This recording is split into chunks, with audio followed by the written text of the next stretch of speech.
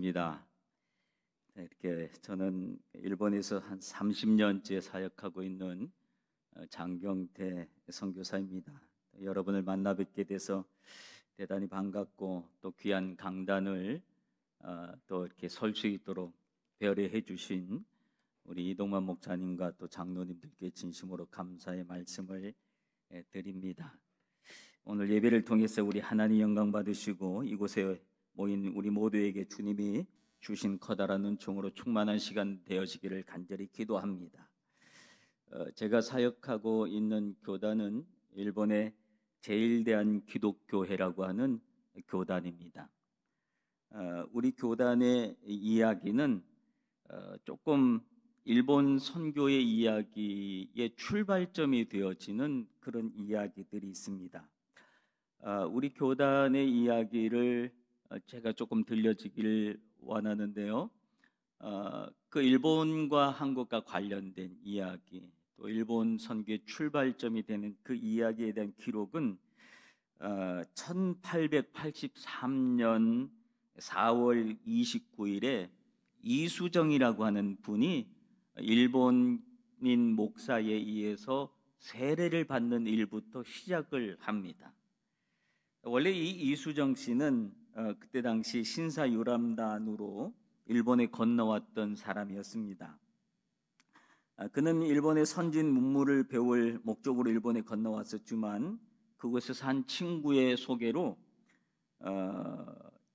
그 한 쓰다라고 하는 사람의 집으로 농학자인데 이 사람이 집으로 초대를 받아서 가서 그 집 거실에 앉아 있다가 거실 뒤에 한문으로 된 족자를 보게 됩니다. 그 족자의 내용은 어떤 내용이냐 하면 팔복이 기록되어 있는 내용이었습니다.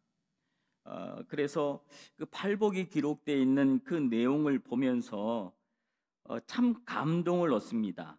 왜냐하면 심령이 가난한 자는 복이 있다라고 하는 이 말씀이 지금 자신은 고국에 가난하고 또 힘겨운 이런 상황들을 어떻게 극복할 수 있을까, 그래서 농업의 기술을 좀 배워서 그 문제를 해결하기 위해서 왔는데 거기서 심령이 가난한 자는 복이 있다라고 하는 이 족자의 내용을 보면서 큰 감동을 얻고 그가 기독교에 관심을 갖게 되어지고 결국은 기독교에 귀의하게 되는 그런 일들이 생겨나게 됩니다. 그리고 결국은 그가 1983년 4월 29일에 미국 북장로교의 선교사였던 녹스라고 하는 선교사와 일본인 목사인 야스가와라고 하는 목사의 집례로 그가 세례를 받게 됩니다. 그가 세례를 받을 때 그때 북장로에서 온 모든 선교사들하고 그때 당시 미국에 일본에 들어와 있던 모든 선교사들이 이 이수정 씨의 세례에 대해서 지대한 관심을 가졌습니다. 왜냐하면 그때 당시는 조선이라고 하는 이름도 존재도 잘 모르는 그런 나라에서, 이방 나라에서 와서 세례를 받는, 한 이방인이 와서 세례를 받는 그런 일들이 생겨나게 되니까 선교사적으로 굉장히 중요한 이슈가 되었고, 그래서 관심을 가지고 그렇게 와서 세례 받는 장면을 보게 됩니다. 그런데 그가 세례를 받고 난 다음에 그의 5월 달에 동경에서 일본의 전국 그 기독교 지도자들 모임 선교대회가 있었는데 그 선교대회에 이 이수정 씨를 대표 기도자로 세웁니다. 그때 대표 기도자로 세우는데 그는 갓을 쓰고요, 한복을 입고요, 그리고 그 모임에서 대표 기도를 합니다. 대표 기도를, 이때 이수정 씨는 이미 일본어가 상당히 능통한 그런 상황인데도 그가 그 자리에서 조선말로 한국말로 기도를 합니다. 근데 그 자리에 누가 앉아 있었는가 하면 여러분 잘 아는 우찌무라 간조라고 하는 분이, 그분이 그 자리에 앉아 있었습니다. 근데 그 자리에서 앉아 있다가 큰 감동을 얻습니다. 그분이 뭐라고 그러냐면 기도의 내용은 모른다, 조선말로 했으니까. 그러나 아멘 소리는 알아들었다 그래요. 그러나 내용은 모르지만 그 시간이 성령이 충만한 시간이었다 라고 하는 기록을 남깁니다. 그러면서 이 1883년 말까지 그때 당시 일본에 건너간 유학생들이 이미 7, 8명이 세례를 받고요. 그들을 중심으로 해서 한 30여 명의 유학생들이 모여서 제일 조선인 교회라고 하는 것을 세우게 됩니다. 아마 이 교회가 최초의 한인 교회가 되지 않나 싶은 그런 생각을 해봅니다. 그 후에 1985년에 이수정 씨는 마가복음을 한글로 번역을 하게 됩니다. 번역을 하고 그리고 난 다음에 미국 선교부에다가 편지를 씁니다. 우리나라에도 당신 나라에서 우리나라에도 우리 조국에도 선교사를 보내달라고 하는 편지를 씁니다. 근데 그 편지를 한 2번 편지를 쓰는데 그 편지를 받고 2명의 젊은이가 일본 요코하마에 와서 이수정 씨를 만나게 돼요. 그 이수정 씨를 만나서 이수정 씨한테 조선말을 배우고 그리고 이 마가복음 이 성경책을 들고 이 2 젊은이가 제물포로 건너게 됩니다. 이 2 젊은이가 누군 것 같습니까? 언더우드 아펜셀러. 이 2 사람을 조선으로 보낸 그 장본인이 누구냐면 이 이수정 씨입니다. 그가 누구였어요? 일본인 목사에게 세례를 받은 사람이었다. 그가 미국 선교부에다 편지를 쓸 때 이런 내용을 써요. 만약에 당신 나라에서 선교사를 보내지 않으면 다른 나라에서 하나님은 선교사를 보낼 겁니다. 그러나 나는 당신의 나라에서 조선의 선교사가 나오기를 원합니다. 그런 내용을 썼어요. 근데 그가 말한 이 다른 나라에서 선교사를 보낼 거다라고 하는 그거 머릿속에 있는 말은 하지 않았지만 그 다른 나라에 대한 나라는 어떤 나라냐면 일본이라고 하는 거예요. 만약 언더우드 아펜셀러가 오지 않았으면 일본의 선교사가 조선의 처음 선교사로 왔을 거다라고 하는 얘기를 하는 거예요. 그러니까 하나님이 얼마나 역사를 하셨는지 그 일에 대해서 우리는 시간이 지나면서 배울 수 있게 되었습니다.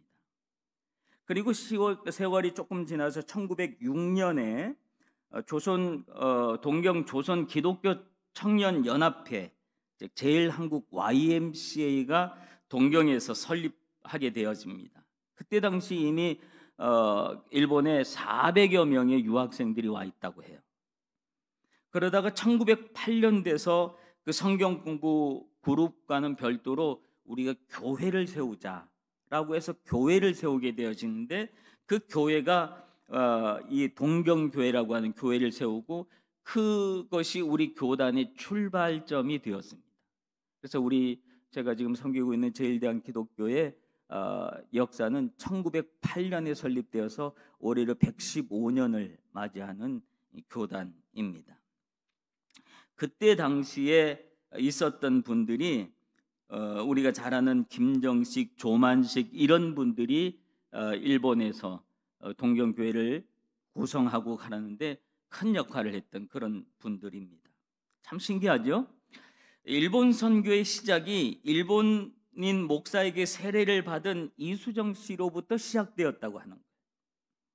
그리고 개신교의 조선 선교 역사의 출발점이었던 또 언더우드 아펜셀러를 조선에 보낼 수 있었던 사람도 일본에서 복음을 받아들인 일본인 목사에게 세례를 받은 이수정 씨로부터 이 한국 선교의 스위치가 켜지기 시작했다고 하는 그런 이야기를 봅니다. 그리고 일본 안에서 그렇게 존재하기 시작했던 제일 조선인들이 일제강점기와 여러 가지 상황으로 인해서 점점 늘어나게 됐죠. 그러면서 가장 역사적으로 가슴 아픈 동안의 일제강점기를 겪으면서 일본의 심장 한복판에서 조선 대한독립 만세를 외쳤던 28 독립선언이라고 하는 것이 제일 한국 YMCA에서 출발하게 됩니다. 그래서 그 불씨가 결국은 한국으로 와서 3.1운동을 불지피게 된 그런 일들이 되어집니다. 일본 교회 안에서 이 역사적 아픔을 가지고 그 땅에 건너왔던 조선인들이 흩어지는 곳들마다 교회를 세웠습니다. 그래서 그때는 제일 조선인 교회라고 했죠. 조선인 교회를 세우고 그리고 일본 한복판에서 우리말로 우리의 성경을 읽으면서 우리의 찬송으로 하나님 앞에 예배를 드려왔습니다. 일제강점기 한가운데서, 그것도 한국이 아니라 일본 한복판에서 그런 일이 가능할 수 있도록 하나님은 우리 민족을 얼마나 사랑하셨는지, 그리고 그 일본 한복판에서도 하나님이 우리를 얼마나 지켜주셨는지를 볼 수 있는 그런 부분들입니다. 그러면서 좀 놀라운 것은 1941년에 일본이 하와이 진주만을 공격하면서 태평양 전쟁이 일어나면서 그 즈음에 일본은 모든 기독교를 여러 종파들이 있었는데 종파를 하나로 다 묶어 놓습니다. 강제로 종교 통폐합을 했어요. 그래서 그것이 일본 기독교단이라고 하는 교단으로 강제 통폐합을 했는데, 그때 이제 우리 교단도 일본 교단의 강제 통폐합을 당했습니다. 그런데 그 과정 속에서도 하나님의 은혜는, 지켜주심의 은혜는 멈추질 않았어요. 이미 그때는 이제 일본 우리 교단 안에서도 그 조선말을 못 쓰게 하고 또 일본어로만 모든 것을 하게끔 그렇게 했었는데, 그때 그 시절에 우리 교단 교회인 그 고베교회라고 하는 교회가 있는데, 그 고베교회 다나카 코지라고 하는 일본인 목사님이 이 고베교회 담임으로 오게 돼요. 근데 그분이 와서 어떻게 하셨는가 하면 그때 당시 있는 그 교인들이 전부 다 힘겹게 살아가고 있는 그런 분들이었잖아요. 근데 그분들한테 무슨 얘기를 하냐면, 나는 일본 사람이라서 일본어로 설교할 수밖에 없지만 당신들은 당신의 나라 말로 하나님의 말씀을 읽어라. 그래서 목요일 날 자기가 설교 온 걸 마치면 그것을 주일 전까지 조선말로 번역을 해가지고, 그리고 한글로 번역을 해서 주일날 그걸 다 프린트해서 나눠주는 거예요. 그리고 또 글을 못 읽는 사람들도 있잖아요.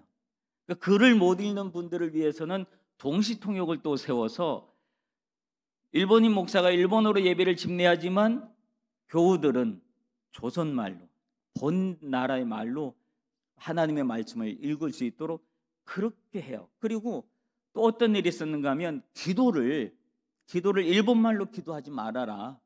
기도는 여러분의 나라 말로 기도해라. 얼마나 가슴속에 맺힌 게 많고 한이 많겠어요. 그 한을 일본어로 하지만 내가 책임질 테니까 조선말로, 당신 나라 말로 기도해라. 그래서 교회 안에 하나님 아버지 하고 하는 그런 외침이 교회 안에 가득했다라고 하는 그런 기록이 있습니다. 하나님은 그런 상황 속에서 하나님께서 우리 민족을 얼마나 지켜주시고 계셨는지 몰라요. 추후에 그 다나카 호지 목사님이 나중에는 고베 개혁파 신학교를 만들고 또 고베 개혁파 교단을 만든 그런 분이 되었습니다. 그런데 그런 분만 있었던 것이 아니라 우리 교단 안에 또 어떤 분이 있는가 하면 일본인 목사님이 한 분이 있었어요. 오다 나라지라고 하는 목사님이 있었는데, 이분은 조선인 선교를 위해서 정말 열심을 다했던 분이에요. 그래서 젊은 날 그때 한국에 와서 조선인 선교를 위해서 나름대로 열심을 하다가 다시 일본에 돌아와서 제일 동포들을 위해서 그분이 일본인 목사님이 열심히 사역을 해요. 그래서 우리 그 시절은 창씨 계명이 있었잖아요. 그래서 한국 이름을 다 이제 일본식 이름으로 다 바꾸게 했는데, 그때 이분은 일본인인데 본인이 한국 이름으로 바꿨어요. 전영복이라고 하는 한국 이름으로 바꿔서, 그래서 우리 교단에서 오랫동안 교단에 서기로 일하다가 결국은 22회 총회 때 이분이 교단의 총회장까지도 역임하셨어요. 일본인 목사님. 그러니까 이런 일들을 바라보면서 하나님이 우리 민족을 얼마나 사랑하셨는지, 일본의 그 한복판에서도 하나님은 우리를 얼마나 지켜주셨는지, 우리의 믿음을 얼마나 지켜주시고 보호하여 주셨는지를 볼 수 있는 그런 부분들입니다. 그러니까 한국과 일본의 어떤 복음적 관계는 이런 관계들이 있었다고 하는 거예요.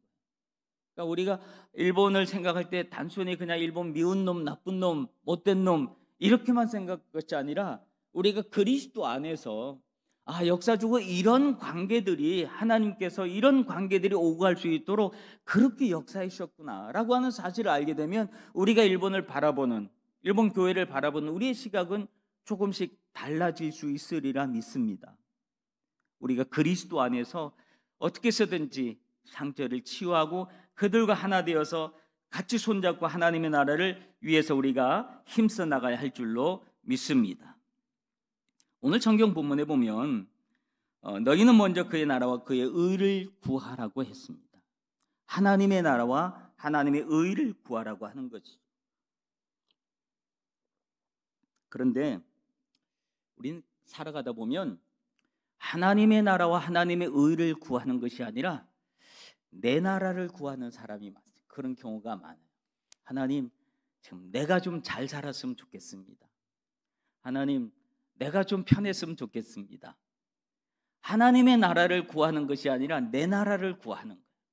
하나님, 우리 교회. 하나님의 나라가 아니라 우리 교회를 자꾸 구하는 거예요. 그리고 하나님의 나라가 아니라 우리 나라만 잘 살았으면 좋겠고, 이러는 모습들이 우리의 신앙생활 속에 있지 않는가, 그런 생각을 해봅니다. 우리가 믿음을 가지고 있으면서도 우리가 하나님의 나라를 구하는 믿음의 삶이 아니라 어느 쯤인가 우리의 믿음이 변질되어서 자꾸만 내 나라, 나와 관계된 우리 나라, 이것들만 구하고 살아가는 우리들의 모습이 아닌가 싶은 생각에 조금 쓸쓸한 마음이 들기도 하는 것이 사실입니다.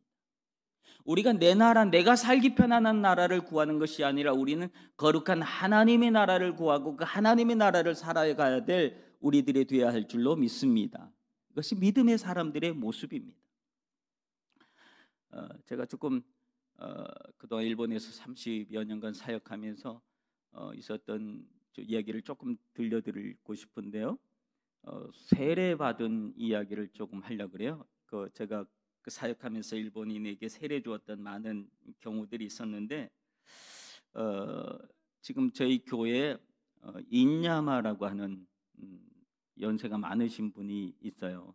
근데 이분이 오늘 세례 신청을 했어요. 세례자를 모집했더니 이분이 세례를 받겠다고 신청을 했어요. 그래서 이분하고 같이 세례를 공부하는데, 먼저 이제 교회 나오신 지 얼마나 됐습니까? 라고 물어봤어요. 그랬더니 이분이 교회 나온 지 그때 당시 한 15년인가 됐대요. 그래서 아니, 그러면 15년 동안 세례 받을 기회가 없었습니까? 많이 있었지요. 근데 왜 그동안 세례를 못 받았어요? 물어봤더니 그분이 이런 대답을 하는 거예요. 목사님, 내가 많은 세례 받는 장면을 쳐다봤는데 그때 보니까 목사님이 그러니까 질문을 하고 대답을 하고 그러더라는 거죠. 여러분, 우리가 그 세례 받고 세례 문답하고 그랬잖아요. 그리고 또 세례 받기 전에 또 그 질문 질의를 하고 또 대답을 하고 그랬잖아요. 그게 어려운 문제가 아니죠, 그죠? 네, 아멘. 그러면 끝나는 문제죠. 그런데 그 질문들을 들으면서 내가 저대로 살 수 있을까? 내가 저대로 진짜 믿을 수 있을까? 라고 하는 생각이 많이 들어서 세례받을 자신이 없었다는 거예요. 그래서 10몇 년 동안 교회를 다니면서도 세례를 받으려고 생각했다가 세례를 못 받은 거예요. 그러면 지금은 왜 지금 세례 받으려고 신청을 했습니까? 그랬더니 지금 목사님하고 같이 신앙생활하면서 보니까 이제 조금 그 질문에 대답할 수 있는 마음이 조금 생겼습니다. 그래서 이분이 세례를 받았어요. 근데 이분이 왜 그 이야기를 하냐면 이분이 부인 손에 끌려서 맨날 교회에 왔거든요. 그래서 맨날 안 올라 그러고 부인은 맨날 끌고 올라 그러고 그랬는데 세례를 받고 난 다음부터는 부인이 오히려 교회를 빠지고 이분은 세례받고 지금 한 4년 되는데 한 주도 빠진 적이 없어요. 그렇게 헌신을 하고 그 질문에 대답을 하고 난 다음부터는 한 주도 안 빠지고 나오시더라고요. 아, 그렇구나 싶은 생각이 들었어요. 또 우리 교회에 또 어떤 분이 있었는가 하면 구리하라고 하는 한 구리하라상이라고 이분이 있었어요. 근데 이분은 교회를 안 다녔어요. 이제 코로나 한참 때인데, 근데 이분이 그 암 말기였어요. 말기였는데 이분 그 부인이 이제 한국 우리 집사님이신데 전화가 왔어요. 주일날 교회에 있는데 전화가 와가지고 목사님 우리 남편 세례 줘야 돼요. 그러세요. 아니 교회도 안 나왔는데 무슨 세례를 어떻게 주라고 그럽니까? 막 울어요. 어쨌든 우리 세례를 줘야지 된대. 그러니까 너무 기가 막히잖아요. 그래서 그래도 믿음이 있어야지 세례를 받는 건데 자기가 집에서 열심히 전다고 했었대. 근데 왜 이렇게 얘기했냐면 말기 암 환자라서 이제 병원에 더 이상 있을 수 없어서 호스피스 병동으로 이동을 해서 가야 되는데 그때 코로나 한참 때니까 이 병원 나와서 이쪽으로 입원해서 들어가면 다신 볼 수 없다. 면회도 안 되고. 그렇게 하니까 기회는 퇴원해서 나와서 이쪽 병으로 가기 직전 요 시간밖에 없다는 거예요. 그래서 막 세례를 줘야 된다고 울면서 얘기를 하는데 이제 지금 이제 퇴원했습니다. 이제 지금 갑니다 그래요. 그래서 이걸 어떻게 해야 되나 싶어서 저 혼자 결정할 수 없으니까 우리 장로님한테 전화했어요. 장로님 이런 일이 있어서 그 이분 뭐 이런다는데 장로님 어떡할까요? 그래서 우리 장로님 뭘 아나요? 그래서 그러니까 장로님이 뭐 본인도 어떻게 할지 모르니까 일단은 장로님 교회로 오세요. 그랬더니 이제 장로님 교회 왔어요. 좀 있으니까 이분이 왔어요. 오기 전에 그 장로님하고 하는 얘기가 장로님 이런 얘기가 있는데 이걸 어떻게 해결했으면 좋겠습니까? 장로님 이제 가만히 있어요. 제가 제안을 했어요. 장로님 이분이 와서 일단 복음을 제시합시다. 복음을 제시하고 그분이 복음을 받아들이고 아멘 하면 그러면 세례 줄 수 있습니까? 없습니까? 본인이 아멘 했으면 세례 줄 수 있죠. 그래요. 그래서 그렇게 합시다. 그렇게 하고는 이제 왔어요.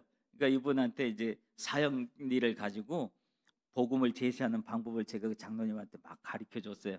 우리 장로님이 제일교포 2세거든요. 한국말을 모르는 제일교포 2세시라서 그래서 장로님이 일본을 잘하시니까 일본 사람이니까 장로님이 한번 해보세요. 그때 이제 막 알았습니다. 그리고 이제 왔어요. 와서 장로님 해보세요. 장로님 막 했어요. 그랬더니 이분이 아멘 하는 거예요. 그러니까 저 이분이 지금 아멘 했는데 이제 세례 줄 수 있어요 없어요? 그랬더니 아멘 했는데 세례 줘야지요. 알았습니다. 그리고 와가지고 그 세례장 성찬장을 가져와가지고 이제 그래서 세례를 줬어요. 그리고 세례를 주고 이분이 병원에 입원했는데 그 다음에 면회가 안 되잖아요. 근데 면회는 일주일에 한 번 가족 그것도 10분밖에 안 되는 거예요. 그래서 일단은 그 부인 집사님이 그렇게 얘기를 해서 그럼 집사님 병원 원장한테 얘기를 해서 내가 교회 목사인데 교회 목사님이 저 병원에 면회할 수 있도록 가능한지 한번 물어봐 주세요. 그랬더니 물어봤어요. 그랬더니 목사님이면 가족 이외로 특별하게 허락을 하겠다고 그래요. 그래서 이제 갔어요. 그래서 갔더니 그래도 10분밖에 안 되는데 집사님이 병실에 들어가야 되지 않아요? 그때 이분이 하는 얘기가 목사님 지금 이 사람한테 필요한 건 내가 아니라 목사님입니다. 그래서 알았습니다. 그리고 이제 제가 들어가서 그때부터 한 6개월을 이제 세례만 받지 아무것도 모르잖아요. 6개월을 그때부터 성경을 들고 가서 성경의 이야기를 해주고 성경 공부를 가르쳐주고 그렇게 했어요. 그러니까 가서 요즘은 시대가 좋으니까 영상통화가 가능하니까 병실에 가서 일단 영상통화를 해가지고 걸어놓고 둘이 빠이빠이 하고 인사하고 다 하게 하고 난 다음에 그걸 놔두고 부인 집사는 이제 밑에 차에서 이걸 보면서 그러면서 이제 제가 10분씩 일주일에 한 번씩 그렇게 한 6개월을 했어요. 6개월을 하면서 이 사람의 마음이 그때부터 변하기 시작. 하나님의 말씀이 들어가니까 변하기 시작하고 얼굴색이 변하고 환하게 빛나고 그러더라고요. 결국은 그렇게 해서 마지막에 돌아가셨어요. 돌아가실 때 제가 가서 장례를 잘 해드리고 그리고 또 이 병실 우리 교단 묘가 있어서 묘에다가 잘 모시고 그렇게 해줬습니다. 뭐가 이 사람을 이렇게 세례받지 않으면 안 된다고 하는 그 간절한 마음을 왜 갖게 했을까요? 하나님의 나라예요. 이 사람이 하나님의 나라에 된 내가 사랑하는 사람이 하나님의 나라에 들어가야 한다는 그런 간절한 마음이 그런 일들을 만들어내는 거예요. 또 어떤 날 제가 그 세례를 받았던 와타나베라고 하는 분이 있는데, 이분이 주일날 아침에 전화가 왔어요. 전화가 왔는데 그분이 저한테 뭐라 그러냐면, 목사님, 저한테 준 세례를 취소해 주세요. 세례를 취소해 달래요. 아니, 주일날 아침에 갑자기 세례를 취소해 달라 그러니 무슨 말인지, 세례 취소는 내가 들어본 적도 없고 해본 적도 없고 성경에도 없고 어디도 없고, 그래서 무슨 왜 그러냐 물어봤더니 이 친구가 하는 말이, 우울증으로 참 똑똑한 친구인데, 이 친구가 은행에 미국계 은행에서 일을 하면서 그렇게 아주 잘 나가던 사람이었는데, 갑자기 그 리스토라를 당하고, 그리고 난 다음에 여러 가지 그 충격들을 많이 받으면서 깊은 우울증에 빠진 거예요. 그래서 사실은 이 친구가 자살을 하려고 수없이 시도를 했대요.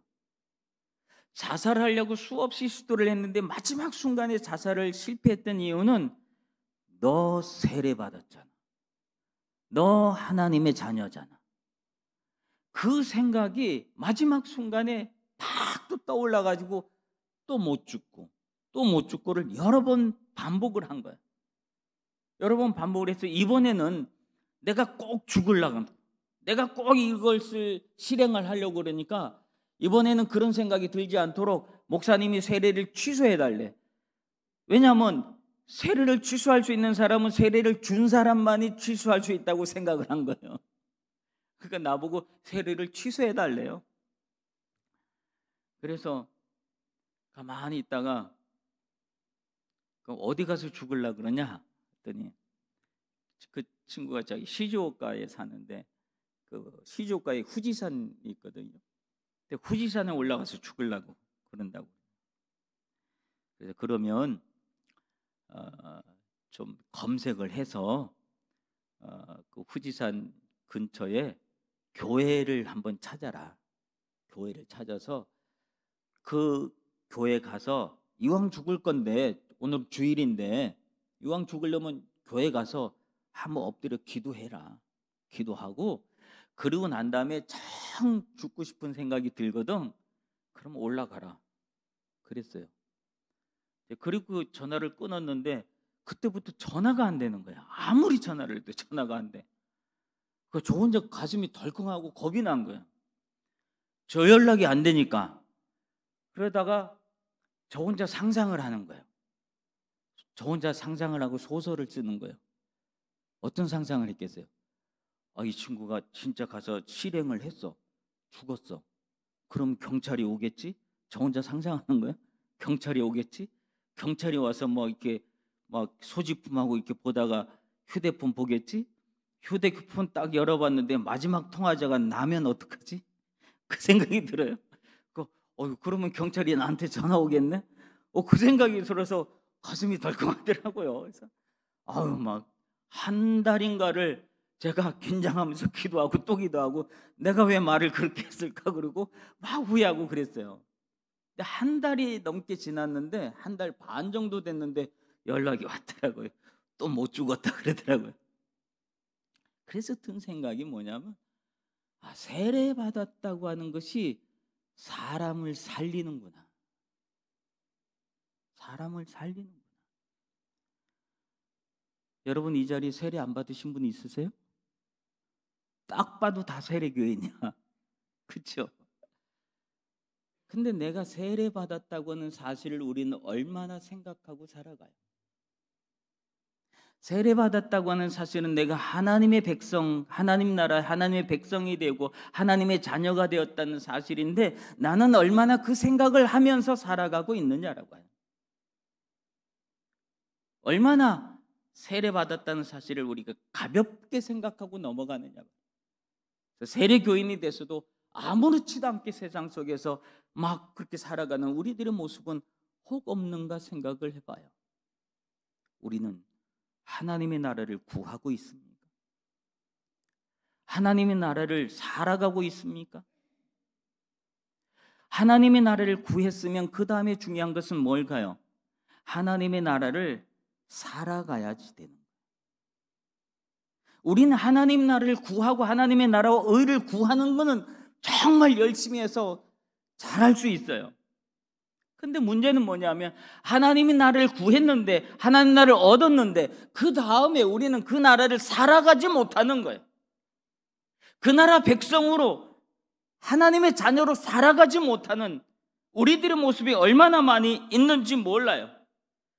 그래서 조금만 어려워도 금방 실망하고 좌절하고 넘어지고 쓰러지고 포기하고 하나님의 백성으로 하나님의 나라를 살아가지 못하는 모습이 얼마나 많이 있는지 몰라요.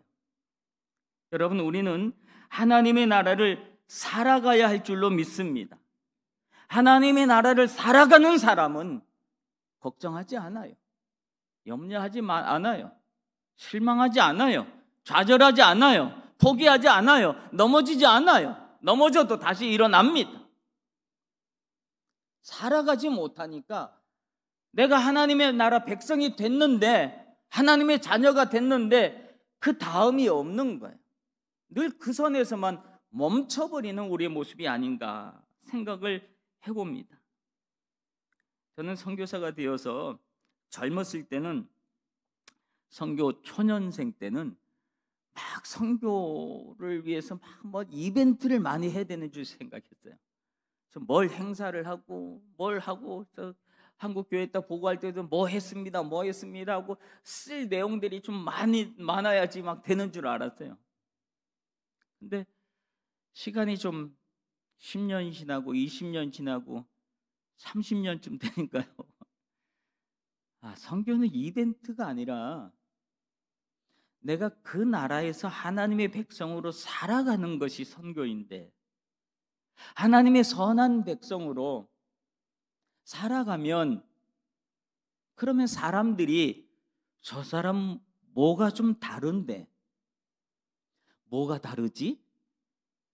사람들이 궁금증을 갖게 하고, 나도 저 사람의 삶의 모습을 좀 본받고 싶다라는 생각을 하게 되고, 그래서 은연중에 나오는 복음의 한마디가 그에게 생명이 되어지고, 이런 놀라운 역사가 일어나게 될 줄로 믿습니다. 그리스도인으로 산다는 것이 무슨 이벤트 하는 거 아니에요. 선교 이벤트 하는 것이 아닌 거예요. 진실하게 그날을 살아가는 것이 중요한 것인 줄로 믿습니다. 여러분의 삶의 자리에서, 여러분이 처해 있는 환경 속에서 하나님의 나라 백성으로 살아가시길 바랍니다.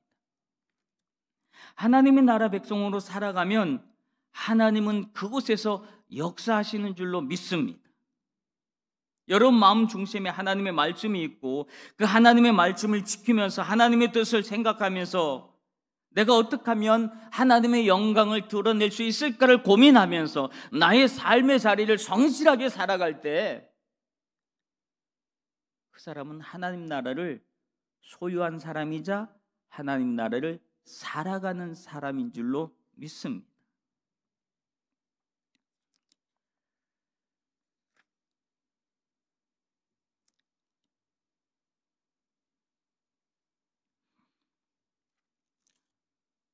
그 다음에 성경에서는 뭐라고 얘기하냐면 하나님의 의를 구하라고 해요.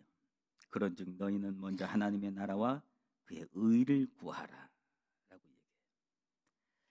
고린도전서 1장 30절에 보면 너희는 하나님께로부터 나서 그리스도 안에 있고 예수는 하나님께로부터 나와서 우리에게 지혜와 의로움과 거룩함과 구속함이 되셨나니 라고 합니다. 고린도서 5장 21절에는 하나님이 죄를 알지도 못하신 자로 우리를 대신하여 죄를 삼으신 것은 우리로 하여금 예수 그리스도 예수 안에서 하나님의 의가 되게 하려 하심이니라. 세상의 의로움으로는 구원받지 못한다는 것입니다. 그러나 우리가 하나님의 뜻을 알고 믿음 안에서 우리의 죄 사함을 얻고 난 다음에 얻는 믿음으로 말미암아 우리는 의롭게 되는 줄로 믿습니다.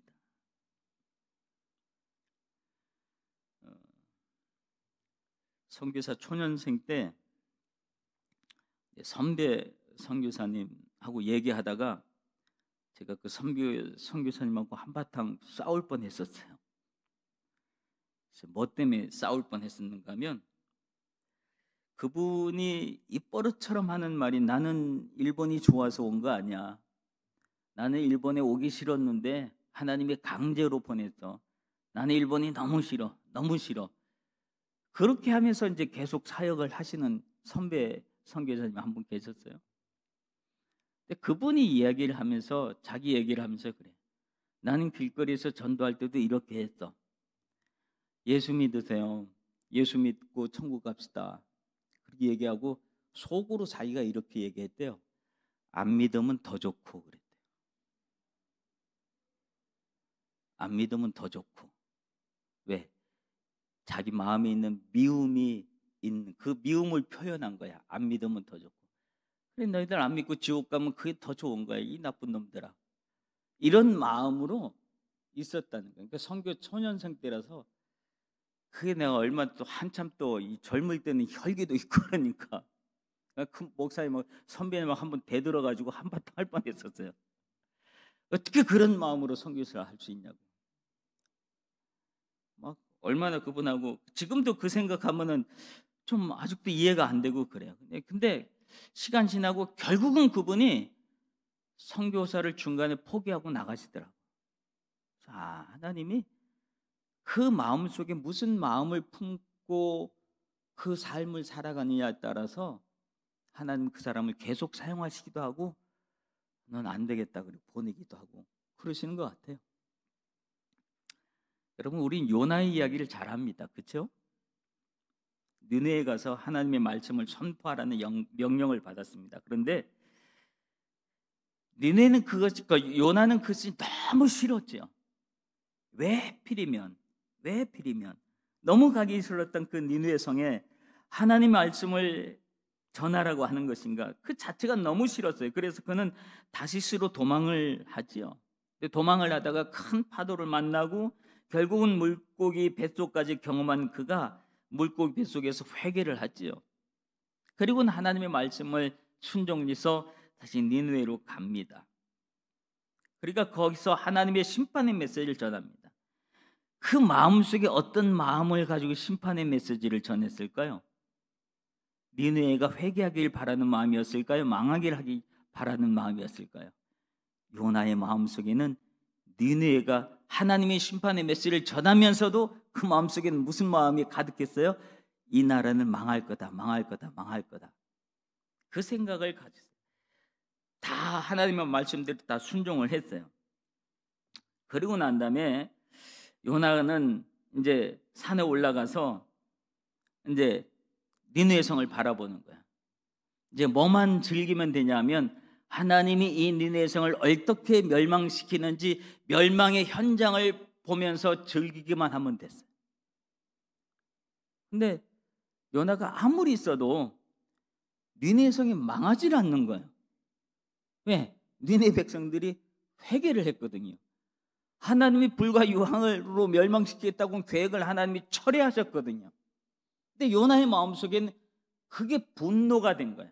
하나님 어쩌면 그렇게 할 수 있습니까? 하나님 나한테 뭐라고 말씀하셨습니까? 그게 분노가 남질 않는 거예요. 그래서 그 요나의 그 분노를 요나서 4장 1절에는 뭐라고 하냐면 요나가 매우 싫어하고 성내어 그랬대요. 하나님을 향해서 매우 싫어하고 성내어. 요나의 외침은 뭘까요? 하나님 왜 안 망하는 겁니까? 불과 유황은 어디에 갔습니까? 언제 떨어뜨릴 겁니까? 언제 저 나쁜 놈들을 멸망시킬 겁니까? 그게 요나의 마음이었잖아요. 요나의 마음이 그랬어요. 왜 안 망하느냐? 결국은 하나님이 박넝쿨의 교훈을 통해서 하나님의 마음이 그에게 전달되어지지요. 그 분노로 가득한 요나를 향해서 하나님이 하시는 말씀이 하물며 네가 이 박넝쿨 하나도 아꼈거늘 이 큰 성읍 니느웨는 좌우를 분별하는 자가 12만이요 가축도 많이 있으니 내가 어찌 아끼지 아니하겠느냐. 라고 하는 메시지를 그에게 하나님의 마음을 전달해 줘요. 여러분, 이 요나의 마음이 꼭 우리 한국 사람의 마음인 거예요. 일본에 무슨 일이 있으면 인터넷 댓글에 보면 일본 망해라, 북상 망해라, 뭐 엄청난 저주의 글들이 얼마나 쏟아지는지 몰라요. 근데 그 땅에 살아있는, 그 땅을 살아가는, 그 일본에 살고 있는 우리 입장에서 그걸 보면 어떤 느낌이 들까요? 얼마나 끔찍한지 몰라요. 그 망하면 그 일본 사람만 죽어요? 그 땅에 있는 우리들은 안 죽어요? 우리도 다 죽잖아요. 우리들이 분노하는 마음이 그렇게 표출되어지는. 우리는 하나님의 나라를 이야기하면서도 하나님의 나라를 살려고 하지 않아요. 하나님의 나라가 무엇인지, 하나님이 무슨 마음을 갖고 어떤 마음으로 하나님이 이 백성들을 다스리고 이 백성들을 먹이시기를 원하는지 하나님의 마음을 알지를 못해요. 그냥 내 마음만, 내 감정만, 내 분노만 남아있는.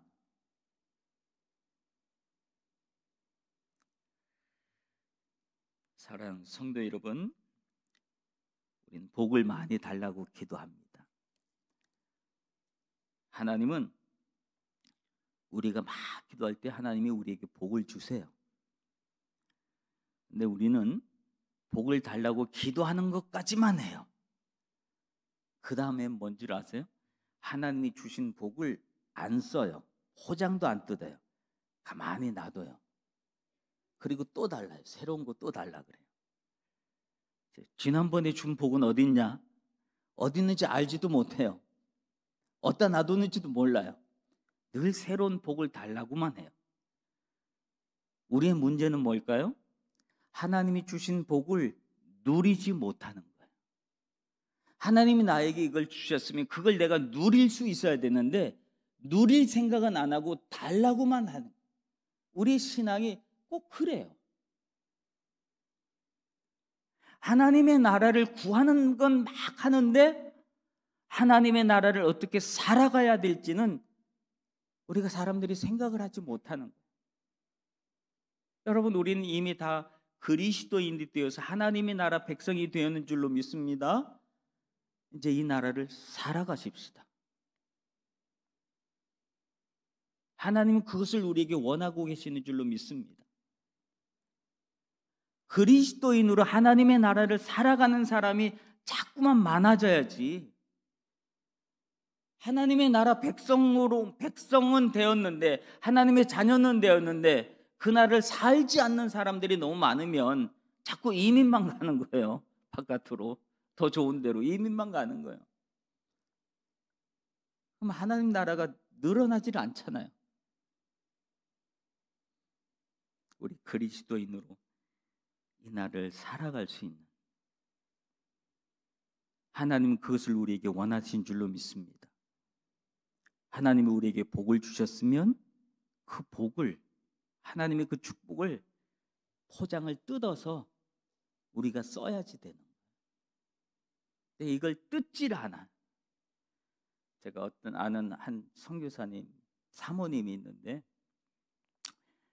그 사모님이 선물을 하나 받았어요. 선물을 받았는데 너무 귀한 화장품을 받았어요. 화장품을 받았는데 이분이 그걸 받고 그걸 뜯어보질 못하고 살짝 그 안을 이렇게 보는 거예요. 그래서 뭘 이렇게 보냐고 목사님 물어봤더니 이 안에 혹시 편지가 있는지 봐서 편지가 있으면 그 편지만 살짝 꺼내고 그건 포장도 안 뜯고 가만히 놔두더래요. 이거 어떡하려고 가만히 놔둬요? 그랬더니 나중에 다 쓸 때가 있어 그러더라고요. 그걸 언제 썼는가 하면 다른 분이 그 집에 손님으로 왔어요. 뭐라도 좀 줘야 되겠는데 줄 게 없잖아. 그러니까 자기가 받았던 그 선물을 그분한테 선물로 줬어요. 그러니까 그렇게 쓰려고 그거 안에서 혹시 실수할까 봐 메시지만 빼고 그거만 딱 놔둔 거예요. 근데 시간이 조금 지났어요. 그분한테 선물이 또 왔는데 낯익은 선물이 온 거예요. 그 선물이 뭘까요? 그 선물이 돌고 돌아서 본인한테 다시 온 거예요. 그러니까 목사님 그걸 보고 여보 이거 그때 그거 아니야? 뜯어. 그래서 진짜 뜯었대요. 할 수 없이 뜯었대요. 뜯었더니 이미 유효기간이 지나서 못 쓰겠더래요. 선물이 왔는데 그 선물은 나보고 쓰라고, 그 사모님 보고 쓰라고 준 건데 쓰질 못하고 있으니 결국은 아무도 못 쓴 것이 되고 말은. 꼭 우리의 삶이 그렇지 않아요? 하나님이 나에게 주신 것은 나에게 쓰라고 준 건데 쓰질 못하고 있어요. 그 얘기를 그 목사님이 어디다 얘기를 했대요. 그랬더니 그 한 집사님이 와가지고 선물을 또 사들고 왔어요.